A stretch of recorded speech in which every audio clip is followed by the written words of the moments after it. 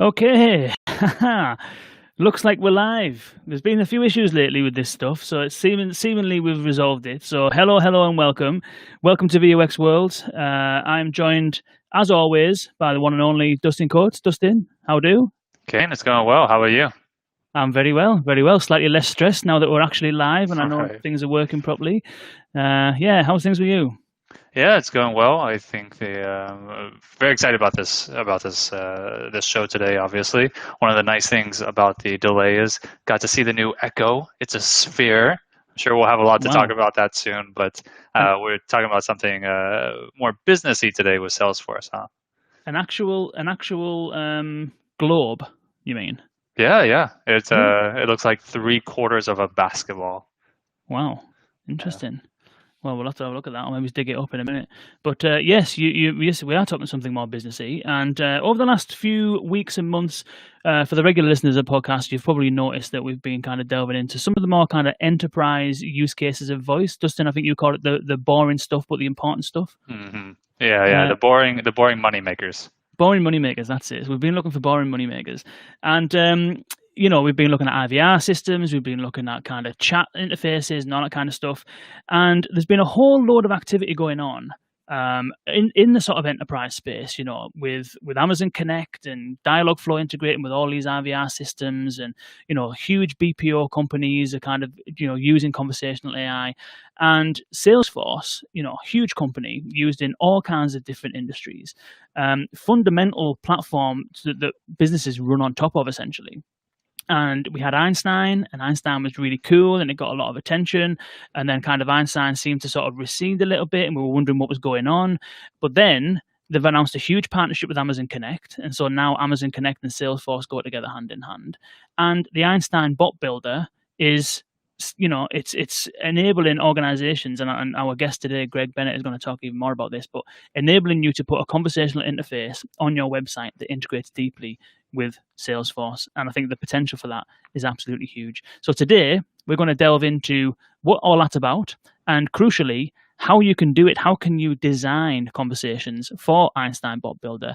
And I mean, Greg's got some immense experience and a really, really interesting background. So we're also going to be delving into some of the conversation design methodologies and best practice and insights that he's learned through designing bots for Salesforce.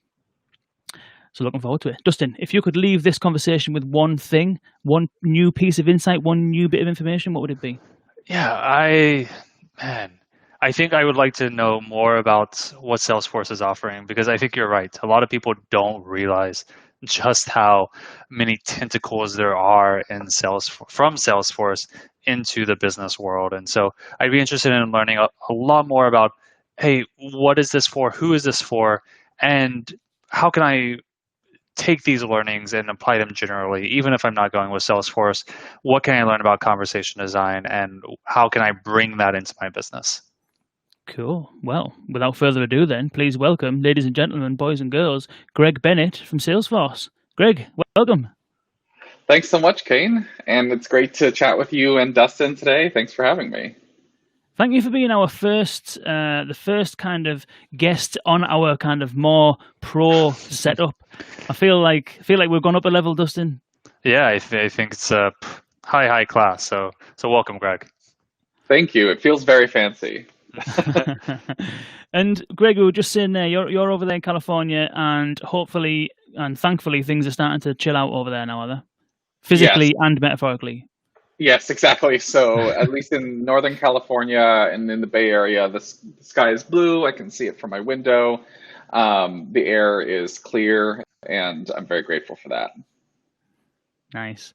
So, Greg, you are conversation design principal at Salesforce. Do you want to tell us a little bit about what that role entails and what you do on a daily basis at Salesforce? And then maybe Dustin, you can take over and delve into some of those questions about what you were saying there in terms of what Salesforce does. So over to you, Sure. Greg. Greg, do you want to tell us a little bit about the role, what you do, and what you spend your time doing at Salesforce? Yes. So as you mentioned, I'm conversation design principal at Salesforce, and I am Salesforce's first conversation designer, which is very exciting. I've been kind of moonlighting as a conversation designer at Salesforce for a couple years now. I was previously working in a user research capacity at Salesforce, and that was how I got involved with Einstein Bots and Einstein Bot Builder. But more and more, as I started interacting with customers who were essentially building on our platform, bots that are facing their customers, I received a lot of questions about the experience of the conversation. Not just what should my bot say, but how should my bot say it? And that's really when I started to draw on my academic background in linguistics to inform how we go about making those suggestions. So academically, I studied a subfield of linguistics called interactional sociolinguistics, which is basically just a big fancy term for saying how language gets used in everyday interaction. And the sort of patterns of conversation and patterns of language that I understand from that research go a long way in terms of informing how I can essentially guide our customers and help shape our product to adhere to how users expect conversational behavior to work. Things like pause length and expressing, intonation and tone, but through text. All of these sort of different norms or patterns of language that essentially get translated into text-based conversation. So after doing that for a couple of years and also working on our voice products at the time, I was able to kind of get executive leadership buy-in on investing in conversation design as an actual practice for the first time at Salesforce. So this May, I started the conversation design practice. I'm our first conversation designer.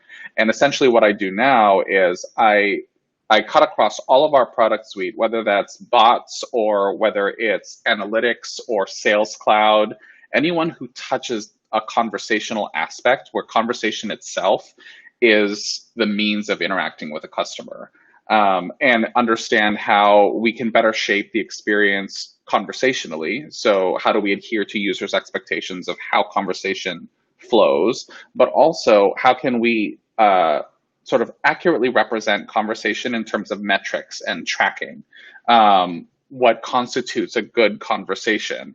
I think it's very interesting because I've noticed, even in my previous work at Microsoft on Cortana, that a lot of businesses are very interested in success metrics around conversation.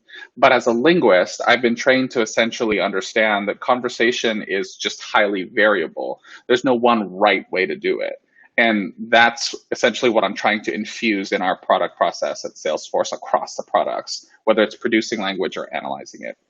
And so my day-to-day will be working on different product teams, helping to either produce the conversation designs directly or consult on their approach to the product in terms of analytics and that piece. And so for those people who think of Salesforce still as a tool for sales teams, a CRM, they might be asking, why does Salesforce need a conversational designer? But I know Salesforce has a lot more than that. So really, what is Salesforce doing in conversational?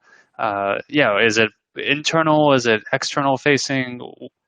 Yeah, what's conversation in Salesforce look like? Yeah, I find it really interesting because for me, I think about CRM, it's our stock ticker, but it's also the space that we are best known for and operate the most in. And it stands for customer relationship management. And as a linguist, particularly as an interactional sociolinguist, I firmly believe that conversation is the currency with which we negotiate and develop relationships. So from my perspective at Salesforce, conversation will always be core to our business. And it's more about trying to figure out how do we scale and operationalize it in a way that can help our customers better understand and manage their relationships with their users.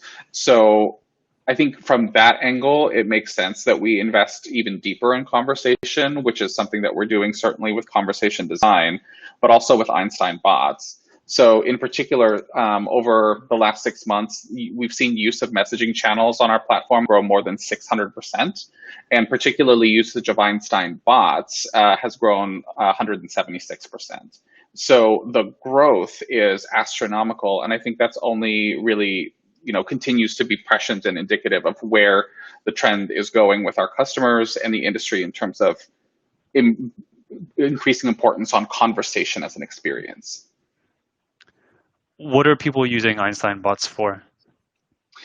A lot of, I think, mainly our customers are using it for customer service related intents. So, for example, return an item, check the status of an issue, report an issue of some kind. And I think traditionally, because Einstein Bots was positioned as a product for customer service, that's where we see a lot of our sort of main growth now. I think if we think about the world we're living in now with lockdowns across the globe, more and more of customer service has had to become digital, just like everything else. And it's about trying to figure out how to essentially keep that connection alive and negotiate that relationship despite it happening over a digital space. And I think essentially that's why we're seeing this bigger influx of customer service requests. And in order to scale that, that's where chatbots come into play. And presumably, given that the Einstein Bot Builder is part of Salesforce, I'm assuming that a lot of the use cases you're seeing isn't just the kind of simplistic, opening hours kind of content-based stuff where you can just go and grab some copy from a web page or from a knowledge base or whatever. But presumably, there is some deep integrations in there where you can actually do some pretty good, transactions that integrate with the whole of the Salesforce suite.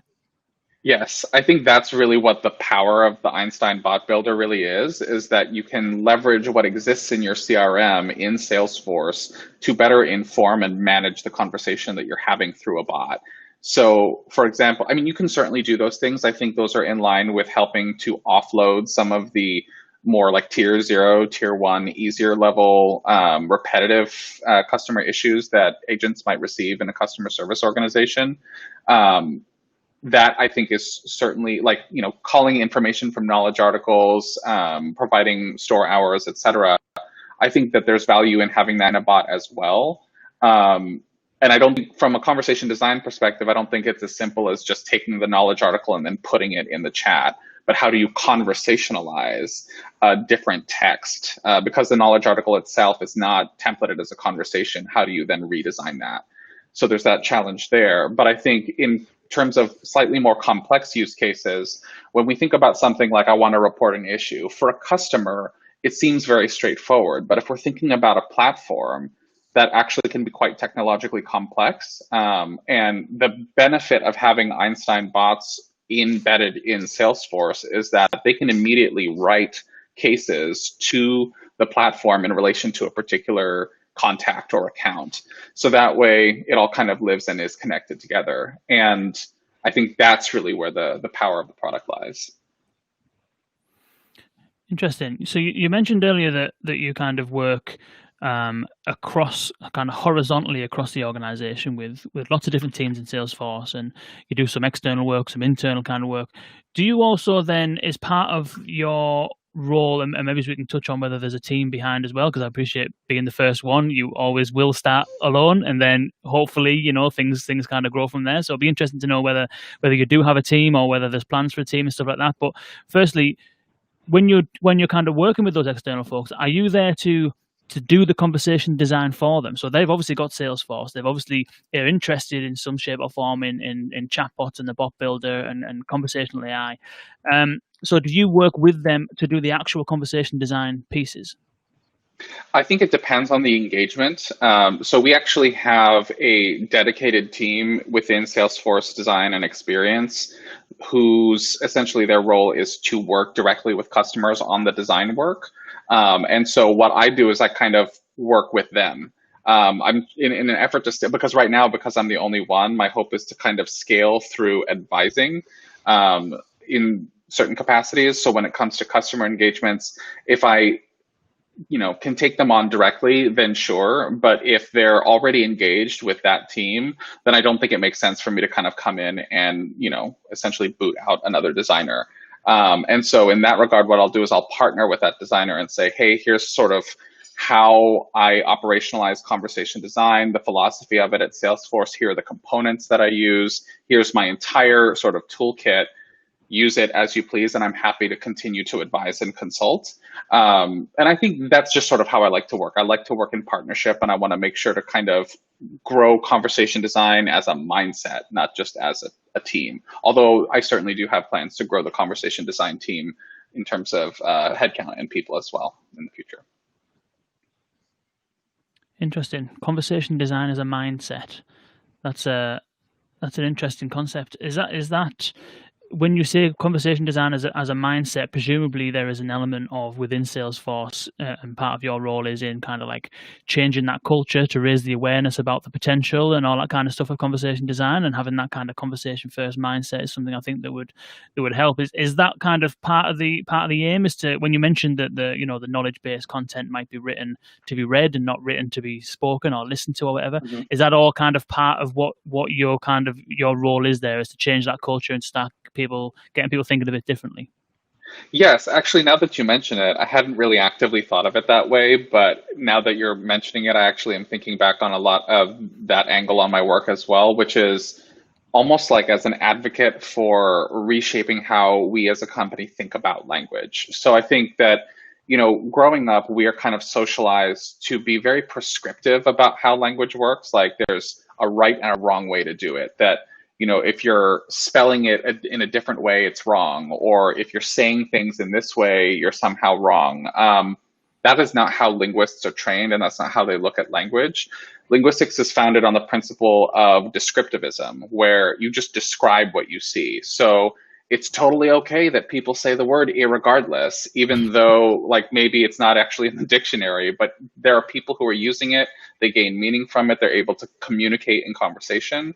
And that's essentially the type of mind frame I'm trying to shift at Salesforce, where I'm trying to show my colleagues essentially there's no one way to do it. There's no one right way to do it. And how can we sort of approach it holistically, understanding that conversation, that discourse in different contexts have different constraints, different patterns, and how do we leverage them to our advantage? So knowledge articles, they're great for being consumed as this sort of non-conversational content, and that you sort of read the articles and you're not necessarily engaging back with the content itself. But when it comes to, trying to explain how to do something in chat, sending the article on its own feels a little stiff because you're already having this turn-based interaction with the bot. So how do you then make a knowledge article whereby its function is to fulfill the intent of learning how to do something, explain something in a conversational way? So that from listening to you speak, and I agree that part of I think it was Babylon Health that was saying that the approach they're taking to their entirety of their website content is to write it in a more conversational way. I mean, we've worked, right now working on a project, Dustin, isn't it, where we're kind of taking website content and moving it into a kind of voice kind of environment, and very rarely can you just pick something up and put it there and expect it to work, Exactly. Like you wouldn't want to just read the article out loud. And I used to be a teacher, so I think of this as well, that I don't really see like, I wouldn't sit in front of a class and just read the textbook to them. They can do that on their own. My job there is to facilitate a discussion about whatever thing we're trying to learn about. And I think it's very similar when it comes to knowledge articles and conversation, where sure, they can read that, but it's not my job as a conversationalist to just read that article to them, but rather provide space so that way because of the turn-taking nature of conversation, provide space for them to respond. And I think that's really sort of the key interactional difference between the two channels, essentially. And so how do you go about convincing these teams when you come in? Is it something where they pull you in because they already know that there's a need, or are you going and being a little more proactive? And I think the reason I ask is because it might be a big ask for them to say, hey, you've got all this content and you should be going to conversational, so you've got to rewrite all of that content as well. How do you convince them, and is there a way that they can do it incrementally? Yeah, so I do both. There are some teams who will reach out to me proactively and say, hey, I saw something you did and I think we should do it too. Or they come to a realization that they're reaching sort of the edge of how they can conversationalize something, and that they've come across conversation design externally from Salesforce. But then there are also teams that I work with where they didn't even know that their conversation design existed at Salesforce. And I don't really blame them because it's a huge company and it's only been around for about 5 or 6 months. And that's the time where I kind of try to, because I totally empathize with that that sort of conundrum of like, okay, we want to make it better, but you're asking for a ton of work. And that's almost, I feel like I was able to sort of develop this skill through my work as a user researcher, because as a user researcher, you're supposed to advocate on behalf of the users and drive the experience toward benefiting them as much as possible. And sometimes the recommendations you make as a user researcher require a lot of effort. And so I had to really think about, okay, well, how do we think about an MVP when it comes to recommendations? Or how do we sort of negotiate the bounds of this against what I think the users need? And that's how I approach new teams with conversation design as well, where I think, okay, maybe you can't conversationalize all of your articles at once, but what are your main intents that you're targeting? And then what are the articles that relate to those intents? And then how do we focus on those? Or if you're going to be building a new bot and you want to make it a strong conversational experience, rather than starting from scratch, how can you leverage the components that I've already built in other bots so that way you don't have to start from zero? Or if it's something where they're like, oh, I don't know how we're going to have process around this, I can say, well, here's the process that we've used in these other contexts within the company. To what extent does it actually sort of fit with your team, and how can we kind of mold and operationalize that? Interesting. We've had some comments on LinkedIn, and by the way, please do comment on there if you've got any questions for Greg. Stick them down there, and we'll definitely get round to them. Leslie, I should have brought this up earlier on because it was fairly early on. Leslie says, "No surprise that a linguist would be such a graceful speaker." So there you go. Wow. Well, I'm very flattered, and I take flattery very poorly. So you'll see me being super awkward about that. But thank you very much, Leslie. I appreciate that. We'll have one more question on Einstein, and then we'll move into some of the things that you've kind of been touching on around methodologies and best practice and all that kind of stuff. So Michael Nelson, shout out to Michael, says, how will Salesforce Einstein bots support voice user interfaces?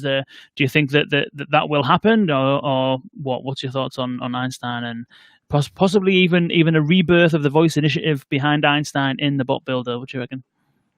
So, how do I put this? Officially, our stance on voice at the moment is that we are not supporting it. It's not something that we are actively building for. That's just our stance. However, I've been at Salesforce for 4.5 years now, and I am a firm believer that nothing ever truly dies at Salesforce. So I don't rule out the possibility that it could come back, but that's not something we've committed to at the moment. Mm-hmm. And if you can speak to it, why the move away or the move to not support voice? I think that decision was made sort of more holistically, and I don't have as much detail that I can share around that. But I think that for now, one sort of compelling thing that we're seeing is because of the adoption through chat and Einstein bots, that is a key indicator that, that is a strong priority for us. Good question, that, Dustin. Thank you, Kay. So let's put ourselves in a bit of a hypothetical situation then. I mean, you've got some incredible knowledge from the linguist background and things like that, and you're obviously prioritizing your kind of users first, which I think you need to do in the kind of conversational AI space, because it's the same in all spaces, but I think that it's more prominent here because when you're having an actual conversation with someone, the expectations are like up here, as opposed to you can build a shit website and it's just a shit website. People are used to that, Yeah. So it's still important to have your users at the forefront when you're building a website, but the expectations are not always there. Whereas having a conversation with something, you can't help but bring that mental model across as you would have if you were having a conversation with someone. And so how do you kind of take the stuff that you know and your kind of background in linguisticism, and am I saying that right? Is linguisticism even a thing? You have made it a thing. So asking a linguist if you've said something right, I'm not the person to tell you if it's right or wrong. Linguisticism. There you go. There we go. I like it. I'm reading an interesting book, which is you obviously know it. Is it Steve Pinker, The Stuff of Thought? Okay, yeah. Stuff of Thought, yeah. It's pretty intense, pretty heavy. I would recommend it if you definitely want to dive right into the heart of this stuff. But it's pretty intense. But anyway, I digress. tell us a little bit about your how your background in linguistics has helped as a conversation designer, and then we'll move into your practices and processes and some of the ways that you go about kind of creating conversations and advising people to do so. Sure. It's interesting because I think a lot of folks have been giving me comments like, oh, you must have seen the future, or you must have known when you studied linguistics and majored in linguistics to pursue that path. And at the time, I totally didn't. I studied it because I got dumped over IM chat and I wanted to figure out how I understood that it was coming. And that's something that I think is, I just have always sort of followed my own interests, and then it developed into what it is now. But I think that particular sort of core motivation for me studying linguistics really is what helps me in conversation design. The idea of how do I leverage what I can actually tangibly see and measure in the language to better understand what's going on with the relationships between the people involved. And when it comes to conversation design, I just think of it as, okay, what if I swapped out one of those people, participants in the conversation, with a machine? And I think that it's a jump in logic to assume that you would essentially try to make the bot human. That's not the goal. I think you hit the nail on the head earlier, Kane, when you alluded to the idea that conversation itself, it's a practice, yes. And because it's a fundamentally human practice, we as humans have expectations about how it works. But that doesn't necessarily mean that we want the bot to portray itself as human when it's not. We want the bot to adhere to human expectations of this human behavior.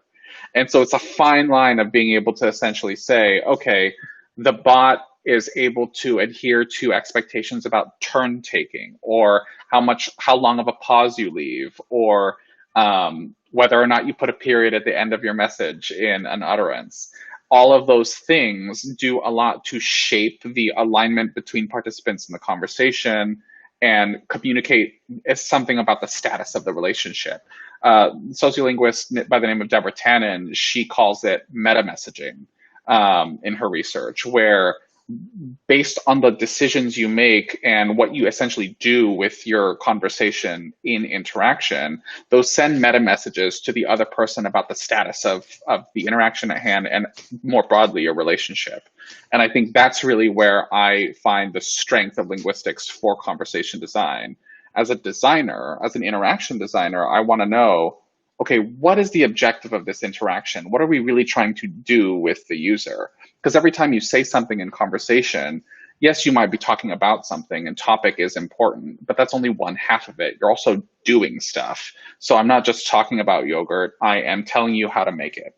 And how do I tell you how to make yogurt without coming across as pedantic or coming across as, putting you down? How do I do that? Well, we have to tweak something about the actual discourse of the conversation. Maybe instead of saying do X, I could say try X, where it softens it a little bit. Or maybe I don't use periods at the end of my messages, or maybe I include emojis. There's all these different interactional levers we can pull for the sake of achieving strategically an interactional outcome. And that's where I think the biggest influence is.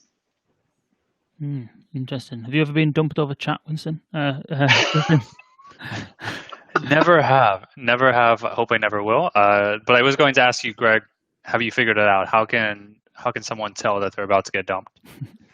So I don't know that they can tell whether or not they're going to get dumped per se. There's no direct line. But the way I was able to figure out how I was keying into it is because I noticed a shift in how the other person was using their language. So previously, I was chatting with this guy, and we would not use, the traditional writing conventions. So we wouldn't. Maybe there's no apostrophe in, contractions, or maybe we don't use commas or periods in our sentences.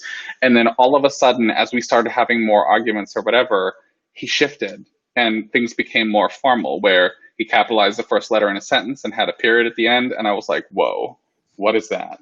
And it's essentially that shift where you're going from whatever you are sort of considering to be the standard baseline pattern, and then deviating from that. And when you deviate from that, that signals something. So given that our previous standard was, okay, we're casual, we're not doing all of these, sort of professional or traditional conventions in writing in our chatting style, by moving to this more traditional format, it essentially feels more formal, and formality implies distance.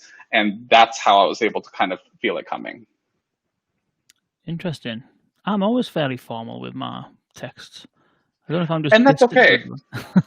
No, Yeah. I don't think it necessarily means distance in formal text. Like if I think it's more about deviating from your baseline. So if your baseline is that level of sort of like formality, I hate to use the word formality, but that standard. But then maybe you use an emoji or use an exclamation point, then it really means something. It will really sort of highlight or emphasize the enthusiasm you might have for a particular thing that you're communicating. Exactly. That's what it's all about. Ken, do you end your sentences with periods? I do, yeah. Yeah, me too. Right? I think that makes us old. I think that's I think it what is does. a mark of.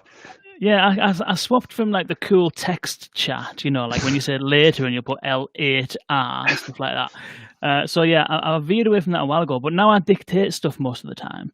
So Dustin, you've probably seen evidence of my sloppiness sometimes in WhatsApp.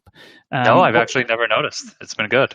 Because I still announce the punctuation. So Wow. I will say full stop, new paragraph, and I'll say colon, speech mark, and I'll say all of that stuff while I'm talking, you see. And I think that indicates like perfectly the idea that it's like that those things are important to you. They are clearly part of your conversational style and how you communicate, and so you want to make sure that those textual conventions are present in your utterance, even if you're dictating over voice. And I think that's a really key style of like there's nothing wrong with including all of the traditional conventions in text messages, that it actually really means something to us when we communicate the way that we do. And I don't know that it's necessarily age that is a constraint, but more like who are the groups that I spend time chatting with? Like I think with conversational style over voice is more geographically constrained because it's we develop our conversational competence through the communities with whom we grow up talking and spend time talking, and so that's kind of constrained by geography. But when it comes to the online space, there's no real sort of borders or barriers in that regard between, I can be chatting with someone in Algeria and I don't have to fly there to do it. And so by sort of that measure, I think that it's more about how your conversational style in text-based chat evolves with the groups with whom you usually chat in conversation. I think that's more of an indicator. Like, for example, my mother, I mean, she's from an older generation, yes. And when she first started texting, and my mom's from the Philippines, when she first started texting with my family, she would essentially use all of the, standard conventions as if she was writing something to be published, like in a newspaper or writing for a letter or something like that. And then as she spent more time texting with her coworkers and colleagues and friends, either at work or from back home in the Philippines, I noticed her conversational style over text started to change. And she started to use more contractions and abbreviations and ellipses. If you're interested in that type of phenomenon, there's a great book called Texting, the Great Debate by David Crystal. He's a linguist based out of the UK, and it's a great book.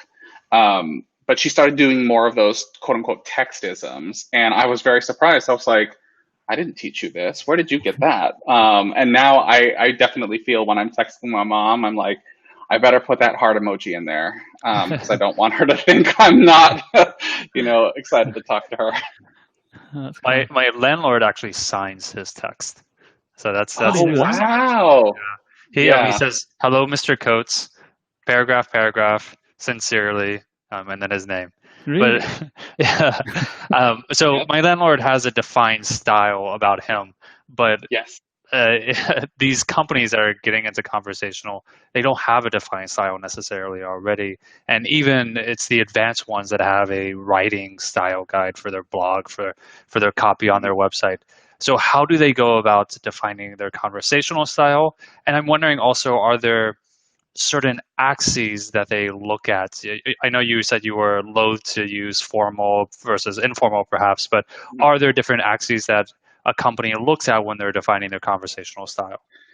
Yeah, I think that they may not necessarily think of it as conversational style, but regardless of, I think, the size of the company, there's some person or some entity at the organization that devotes intentional thought and strategy toward brand and marketing. And that's really where I think an anchor can kind of start, where, even if you're a small company, how you sort of communicate your brand on Instagram or on Twitter or, even on a website, those are all quite intentional. And I think that that's sort of where the core of conversational style would come from. And oftentimes when I'm talking with our customers, and I have essentially a worksheet and a workshop for conversational style that I will take customers through, where at the end, their asset that they walk away with is essentially a brief style guide. And I think that's really sort of where it starts, is a discussion about, okay, what is the voice and tone of your brand? How do you articulate that in text? What would you say in order to communicate, say, a greeting? Would you say, hi, how are you doing? Or welcome to whatever company? Or would you just get straight to the point by saying, how can I help you? What do you tell your service agents to say and how to say it? Because usually with customer service, you're giving them some kind of guidance about how they should be talking to the customers. So there's already semblances of that we can pull from for conversational style for your chatbot. And then it'll be about very clearly articulating, given what the brand voice and tone is, what then should be the personality or the conversational style of the bot. I think that when people say the bot should have a personality, they really are indicating conversational style. And having essentially a core resource about, how do we use emojis in chat? How are we going to convey enthusiasm? How are we going to convey respect or deference or apologies? All of those essentially should be in the style guide. And that's what they get out of the workshop. Interesting. So once I'm assuming that's kind of one of the first things that you might do is to figure out, before you write a line of dialogue, what does this thing need to sound like, or what does it need to appear like? I appreciate that how things sound and how things read are different. So designing a chatbot, you might be having slightly different discussions than you might do if you're designing a voice assistant, but still along the same lines and along the same vein. Once you've kind of got that, then you've gone through this kind of workbook. You've got an idea of what the personality or the persona of this kind of bot is going to be, this style it's going to have. What's your kind of process then? Is there a process before that, before you even get to the conversational kind of tone and style? Is there anything you want to talk to us a little bit about what happens before you get to that point, and maybe we'll move on after that point? Sure. I think before getting to the conversational style part of the process, the first part of the process for me is trying to get a sense from all of the stakeholders who would be involved in the bot implementation of what's the goal.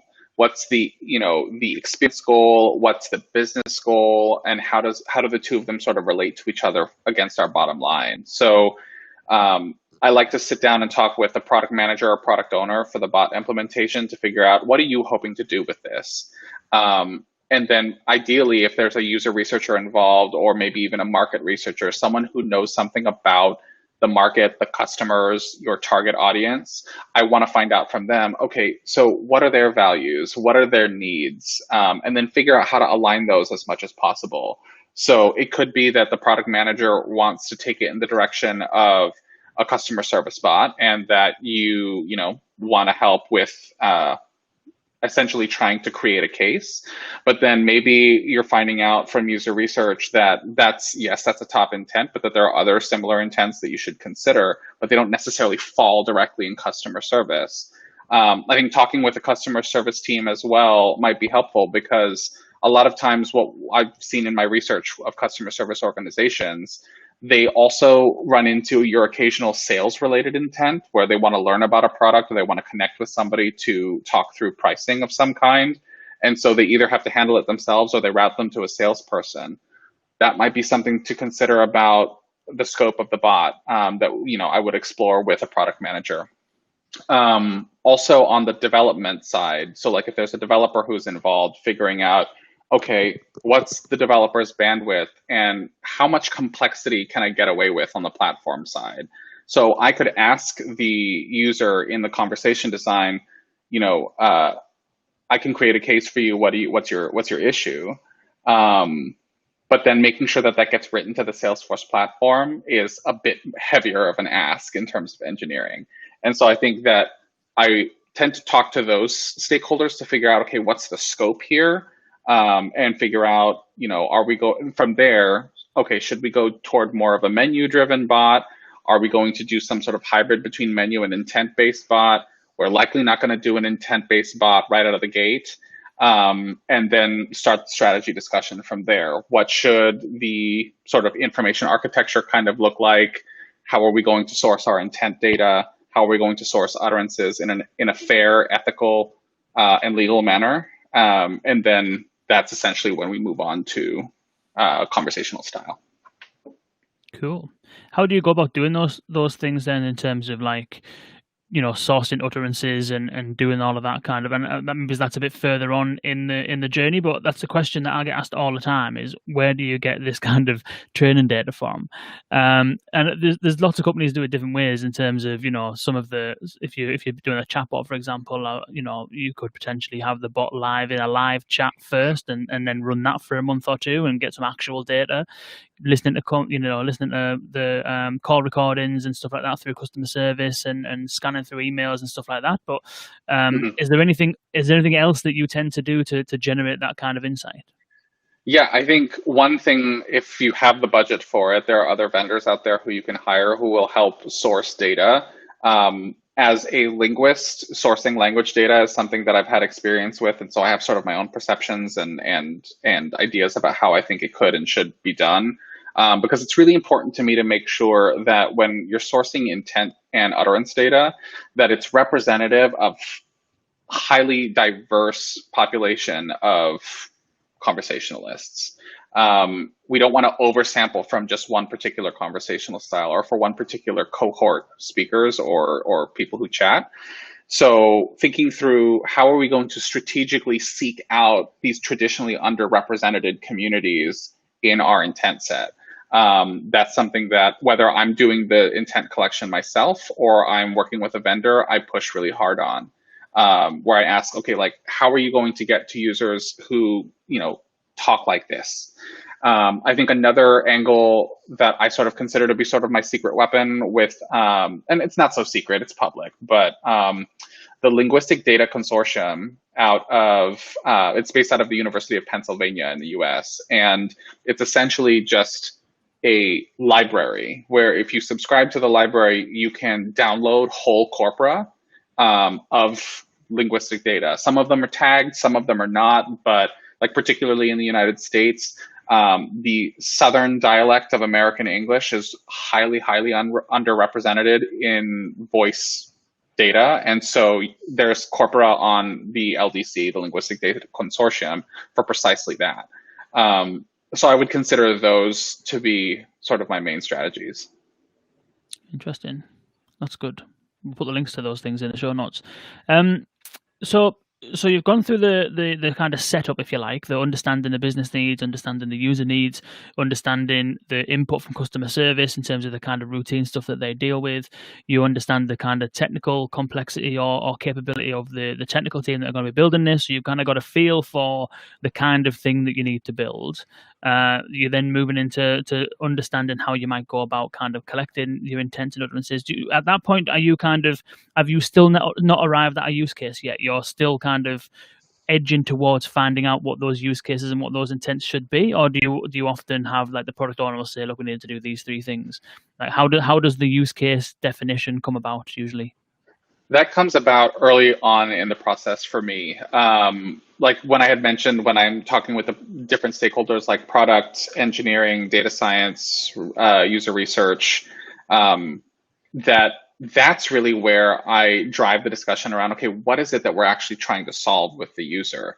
I think that oftentimes, you don't want to kind of go too broad and try to touch everything under the sky.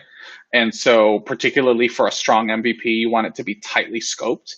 And with conversation in relation to customer service, I think the tighter the scope, the better in terms of driving transparency and trust with the user. You don't want to sort of set expectations with the user to be so high that the bot will consistently disappoint them because of what its actual capabilities are.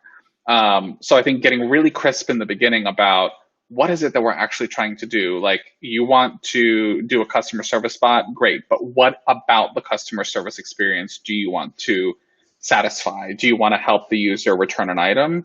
Do you want to help them check their order status? Do you want to help them report an issue? And I think in that process of trying to figure out what the use cases, more accurately, I think the intents that we're going to target with the bot are, that's when I also sort of really drive teams to get extremely specific. Like, oftentimes I think there's a conflation between intents and entities where, the intent is the thing that you're trying to do. The entity is the thing that you're doing it to. So you wouldn't want to necessarily call your intent order status, because like I said, with conversation, everything you say has action to it. So what is it that you're doing to the order status? Are you updating the order status? Are you checking the order status? It's really important to clear that that sort of threshold. And so oftentimes what I'll do is I recommend, whether it's internally or to customers, start your intent with a verb. That is the clearest way to express what it is that your bot can do for the user. So that way it maps to what their actions are. If you just put password in a menu, I have to then ask a bunch of additional questions to figure out what it is that you want to do with the password. And it's much, I think, clearer if you say reset password instead. That's a good idea. Start your intents with a verb. I like that. Yeah. Paul Sweeney, shout out to Paul. He said, fantastic points on the intent and utterance collection and diversity. He also had a comment earlier on, apologies, I didn't see that. It was related to the being dumped. He said that he's been dumped off of chat, but not over chat. Okay.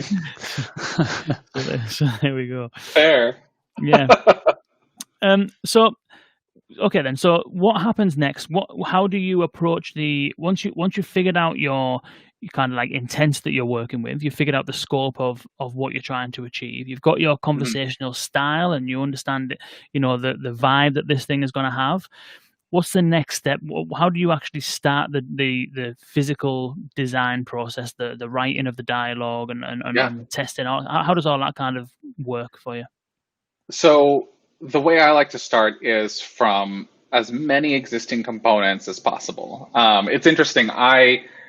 If you haven't seen there's a show on Amazon Prime called Making the Cut.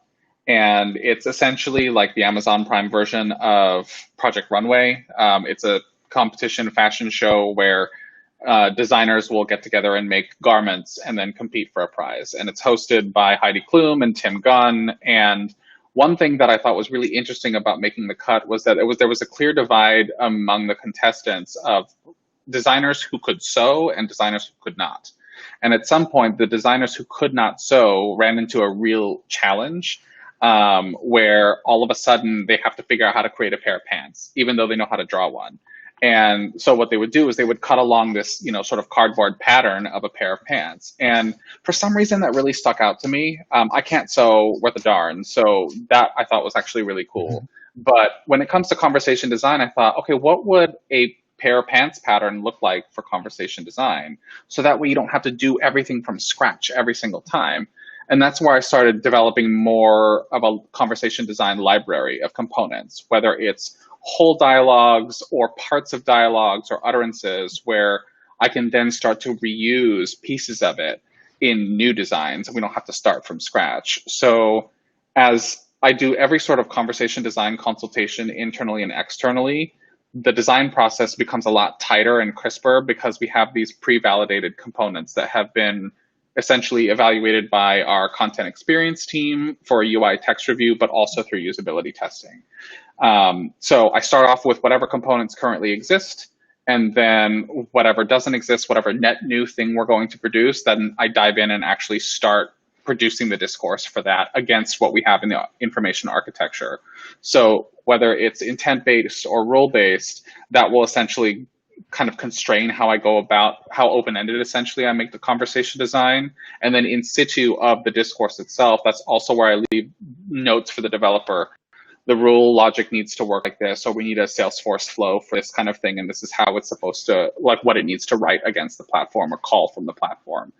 And so once I've sort of collated that doc, I tend to do that more in like a spreadsheet because I'm a researcher at heart, and that's an easier way for me to kind of segment it and allow other stakeholders to leave comments as I go through it. And then after that, we go through revs and revs of review of the actual discourse or the copy.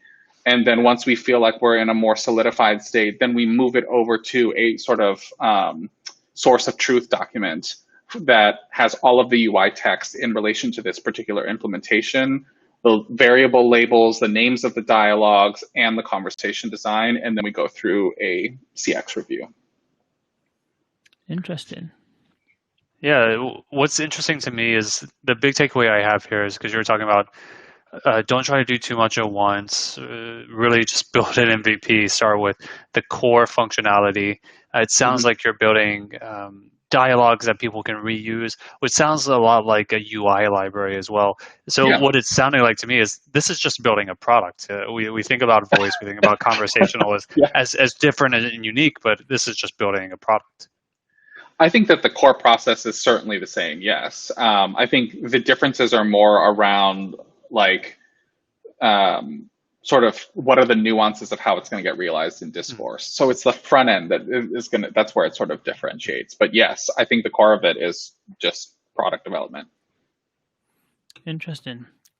Have you come across the Coco Hub? Yes, I have. Yeah, that's quite cool. That's probably it. Well, whether it's a place to start or whether it's a place to end, I think is maybe is up for debate. It sounds as though the kind of libraries that you might have are kind of like related to core customer service query-based things, whereas in the Coco Hub there's a lot of good stuff there, but quite a lot of it can be things like how do you answer, like how are you and stuff like that. You know, like the nice kind of fluffy bits that make the experience really nice, but not the core kind of things. So when you talk about like this library, is that like the core action stuff, like, you know, customer service based discourse, to use your kind of terminology, or is it also the kind of fluffy stuff as well? I think that the fluffy stuff is less sort of, I don't necessarily, I think I see the fluffy stuff as more like spread out across the entire library, where I see sort of conversation across two axes.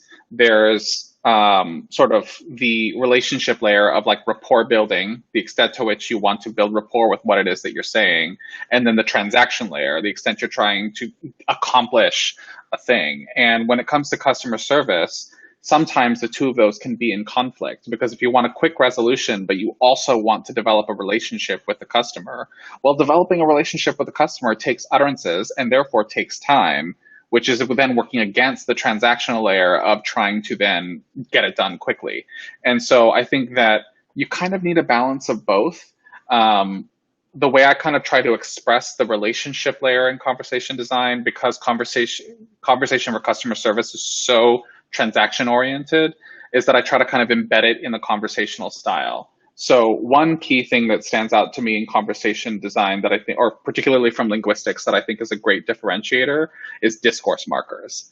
So we're sort of trained, you know, growing up that when you're talking, it's important to not use filler words like like, well, so, but, you know, oh. All of these words kind of detract from the experience, and they distract from the the listener from what it is that you're trying to say. But actually, they got about 50% of my vocabulary, those. And that, I think that's because they're super important. Like actually what a linguist by the name of Deborah Schifrin discovered in her seminal work, Discourse Markers, is that those filler words actually have function, that you show the relationship between information that's communicated in conversation by using those words. So if you want to indicate, for example, the sort of realization or assumption, or not assumption, acceptance or of and intake of information, the word "oh" is really great for that. Or if you want to show a cause and result effect, starting with the word "so" is really great for that. Drawing attention to something with the word "like." All of those different discourse markers have function. And I find it very interesting because when I put them in my conversation designs, it's like I get this sort of implicit feedback from my stakeholders like, oh gosh, this just sounds really natural. And I'm like, it's really just the discourse markers. Like I put an O in front of the original question and here we go. So they go a really far way in terms of creating that naturalness. But I think I consider that to be a component as well. Where are you strategically going to drop discourse marker components throughout your conversation design? And I think that particularly when it comes to conversation for customer service, you want to be able to sort of balance that. I think a couple of caveats I do have for discourse markers is that you'd probably use them a lot more in voice than you would in chat. So with chat, again, because you don't want the user to have to read so much, that you may not use discourse markers quite as frequently. But with voice, because it's ephemeral and they're not necessarily having to read through a transcript to get through it, that you can use them more and create that sort of that lubrication for the conversation. But I do think there are some discourse markers that are off limits for digital agents. So for example, those are all discourse markers that convey cognitive processing or thought. And in using those through a chatbot or through a voice assistant, you're going to trigger the uncanny valley with a user because the user knows that they're talking to a machine and they know that the machine is incapable of that kind of cognitive processing. And so you kind of want to stray away from those. Like you can get away with O because it has more to do with essentially conveying that the message has been understood or that the information uptake has occurred. But you don't want to use because it almost implies that the bot is thinking or making some kind of assessment of what it is that you said when it can't. That's interesting, because have you noticed, Dustin, that Alexa does often, every now and then, if you ask for a skill or something, it goes, I'm not sure I have that one. Yeah. You notice that? Yes, you're right. Yeah, and it kind of, it's interesting because I suppose that in some cases, I'm just trying to wrap my head around it. In some cases, a voice assistant might want to have that kind of human-like sort of relationship. It sounds a little bit more natural than it does if a chatbot was to say I don't know if it works or not, to be honest, with Alexa. It's interesting. Yeah, interesting. I'll have to pay attention for that. I'll have to pay attention to listen to that. At the very beginning, you mentioned. I know we're kind of knocking on for time. I've got one last question, if we have time. Because at the very beginning, I think this will round it out pretty nicely. You mentioned that part of what you also are doing is around measuring conversations and understanding what makes a good conversation, and either proving or understanding whether the things that you're doing and advising on are actually doing the job they should do. So, what makes a good conversation, and what kind of things are you measuring when you measure the success of a conversation? I think for that, it's really about drawing from what I understand from conversational style. That's where I like to, because conversational style, that's also Deborah Tannen's work. And it's actually the name of the book, Conversational Style. And she writes it in a really accessible way. So even non-linguists can read it, and it's really great. She also has a book called That's Not What I Meant, which is the more like pop linguistic version of that seminal work. But in conversational style, she outlines the key linguistic features that like people will sort of use to convey their conversational style. And I like to start from that because I like that the sort of ethos of her work is that there's no one right way to have a conversation. That just because you're talking at the same time as me doesn't mean you're interrupting. Maybe you're showing enthusiasm. And I think that when we're sort of looking holistically at, so Salesforce has a product called Call Coaching on the Sales Cloud product suite. And essentially what that's going to help do is show analytics of the conversation at hand to help coach a salesperson for how the call went. And when I was working with them and sort of talking with the UX designer for that product, I made a very strong point of saying, just because they're talking at the same time doesn't mean that it's bad. You don't want to necessarily say that the salesperson is interrupting the customer when, let's say, they are both from New York, or they both, exhibit this conversational style where you should be talking at the same time, and we assume that conversational overlap is bad. then now all of a sudden the system is going to make a judgment and say, guess what, salesperson, you had a terrible call, even though the salesperson will say, no, that actually went great, because we are matching our conversational style and we are talking at the same time. And so I think that my sort of, like the way I sort of view my role is trying to kind of expand, my stakeholders' mindset about, again, language use. It's less, I think, about more conversational overlap and more about trying to understand how much conversational repair needs to happen in the conversation. So Nick Enfield is a linguist, and he wrote a book called How We Talk. And that's where it kind of goes into sort of the field of conversation analysis, which technically comes from the field of sociology, but linguists use it a lot in interactional sociolinguistics. And it's about the sort of pattern and structure of conversation. And in that book, I think that's where it becomes clear that conversational repair is really a clear core functionality of conversation, where if there's some misunderstanding or something that's not clear, we repair it by saying something to indicate that it wasn't sufficient and try again. Like, oh, could you say that again? Or I'm not so sure about that. Or some kind of rephrasing or elicitation of like a recommittal of whatever was said. And that, I think, is what allows us as humans to kind of think that conversation is perfect. And it's not perfect. Conversation is full of miscommunication and trouble and repair. It's just that we know how to fix it. And when it comes to a conversation that we're sort of analyzing, if there's a lot of repair going on, that could be indicative that the conversation isn't maybe going so great, because now maybe it's the customer, they have to do a lot of legwork to, interactionally, to essentially figure out how to keep the conversation in line. So I'm kind of trying to draw folks a little bit less away from, or a little bit more further away from the idea of like, interruptions, and more, how much are they clarifying in conversation? How much do they have to seek out, the core of whatever it is that the other person is saying? That is something that we should really measure. And key indicators of repair are things like repetition, where, someone says it's cold in here, and you said something like, it's cold in where that's indication that I didn't understand some piece of whatever it was that you said. Or negation, by actually saying like, I don't agree with that, or I'm not so sure, or well's a great discourse marker to indicate that you're kind of trying to diverge from whatever is previously said. All of those are great sort of linguistic measures that we can use to show the conversation isn't maybe going as fluidly as you would want. Interesting.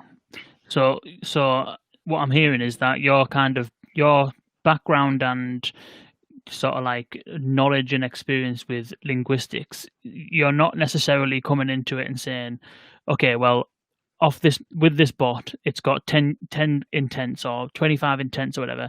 How many of those intents were handled successfully? How many were not handled successfully? Where did they kind of drop off? And then how do we sort that out? You're kind of looking at the entire conversation as a whole from end to end and thinking, right, where are the areas where even if the user ended up getting what they needed from it, you mentioned that one thing is to build relationship, the other one is to do the transaction. So even though users might actually be getting something from it, there still might be opportunities to improve the potential for the thing to build relationships better. Is that what I'm hearing? Precisely. And I think that that's sort of the way I like to look at conversation design in particular, because it might, like the intent model might be working fine. The platform might be working fine, but I have essentially maybe unconsciously or unknowingly sort of railroaded the user or cornered them into giving an answer that like doesn't make sense in some way. Like maybe I asked a yes, no question when the phrasing of the buttons isn't yes and no. That sort of part of the conversation design also merits evaluation. And I think that as you deploy the bot and sort of see, okay, maybe that there's some drop off in this particular intent, examining not just is it the intent or is it the platform, but also what are you actually doing in the conversation design? Is there something you missed in your CX review or in usability testing that is somehow confusing or not giving enough options to your users? Interesting. Interesting. So, Dustin, did you get what you wanted from the episode? A better understanding of Salesforce, its potential for conversational AI, and a little bit more about how to go about doing it? I think I got that and much, much more. So thanks so much for Greg for appearing. This has been fantastic. Wicked. Awesome. It's been my pleasure. Where can people reach out to you, Greg? Where can people try the Einstein Bot Builder? How can people learn more about conversation design from yourself, all that kind of stuff? Yeah, so you can reach out to me through LinkedIn. It's linkedin.com/in/GAB45, or gbennett@salesforce.com is my email. You can reach me through my website, gabennett.com. And then in terms of the Einstein bot, I think that the best thing to do right now, just because I'm highly biased. I worked on this, and I'm super excited that it's being released, because it's Salesforce's first conversation design that's being released to the public. But our Einstein intro template bot is available in our Winter 21 pre-release org. And so if you go, I can send the link after this, but it's salesforce.com/form/signup/pre-release-winter21. And that's where you can sign up for a pre-release version of our essentially Salesforce experience for Winter 21. And that's where you'll be able to try out the intro template bot for yourself.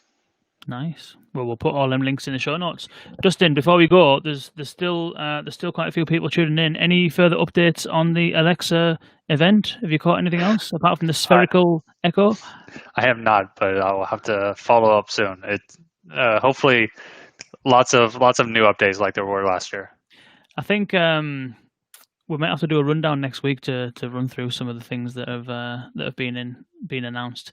And speaking of things that we'll have to do, which we will be doing, which is next week on Thursday, same time, same place, same bat time, same bat channel. I don't know if you used to watch the old Batman films, old Batman programs. You must have. Totally. Done. Yeah. I used to watch a ton when I was at my grandma's house as a kid. Yeah. Same bat time, Exactly. same bat channel. We'll be speaking to Charlie Cadbury of Say It Now, who was one of the few lucky people to get Innovate UK funding around the time when COVID was happening. You know, they give Innovate UK, I think they had, I can't remember how much they had, but, you know, hundreds and hundreds of companies bid for money. Not very many of them got anything. Say It Now did get something, and they've been working in collaboration with DAX, the Digital Advertising Exchange, with Global Radio and a whole series of charities running adverts on smart speakers to encourage donations to charities through skills on Alexa. And so we're going to be talking to Charlie next week, same time, same place, about all of that, and crucially, about what the impact has actually been. Have those advertisements led to an increase in donations for those charities, and does that have the potential to increase people's confidence in transacting with their voice on these platforms? But before we do go, though, Greg, thank you so much for joining us. It's been absolutely immense. I've learned a hell of a lot. I think that I'll definitely stick all of those links. I mean, you've mentioned God knows how many books there. I'll have to probably go through and list them all out. I've been taking notes as I've been going, so we'll definitely list all them books. Right. The Linguistic Data Consortium is definitely something we'll include in there as well. I'm going to include all those links that you mentioned at the end as well. So yeah, from us here, thank you very much for joining us, Greg, and thank you all for listening. Thanks for tuning in on LinkedIn. Thanks for tuning in on YouTube, and hopefully we'll see you next week. See you soon. Thanks so much.